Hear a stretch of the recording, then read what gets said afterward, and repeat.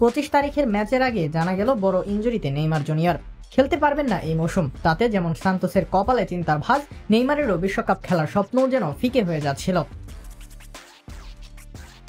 কিন্তু নেইমার মানলেন না এইসব নিয়ম, ইনজুরি নিয়েই খেললেন শেষ 3 ম্যাচ। তাতে কাজের কাজ হলো, 3 ম্যাচে 9 গোল দিল সান্তোস, হজম করলো না এক গোলও।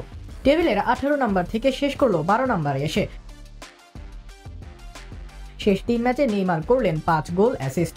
শেষ 4 ম্যাচের সংখ্যাটা 6, আর সেটাই তো সান্তোসকে নিয়ে গেল কোপা সুদামেরিকার মতো টুর্নামেন্টে। হাঁটুর ব্যথার সাথে নিয়েই সান্তোসের জন্য লড়াই করছেন নেইমার, সান্তোসকে নিয়ে গিয়েছেন মহাদেশীয় আসরে।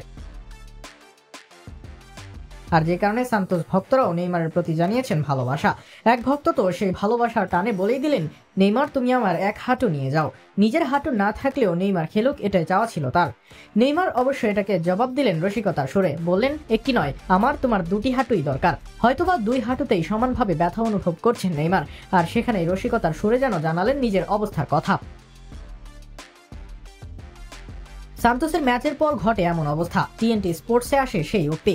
সেখানে স্প্যানিশ ভক্ত নেইমারকে বলেন, নেইমার আমি তোমাকে আমার হাঁটু দিয়ে দেব যাতে তুমি খেলতে পারো। এর জবাবে 2 হাত উঁচিয়ে নেইমার বললেন, আমার তোমার 2টি হাঁটুই চাই। তবে আপাতত ভক্তের নয়, নিজের হাঁটুই ঠিক করতে যাচ্ছেন নেইমার। সান্তোসের হয়ে যাওয়ার পর সবার কাছে এমনটা বলেন তিনি।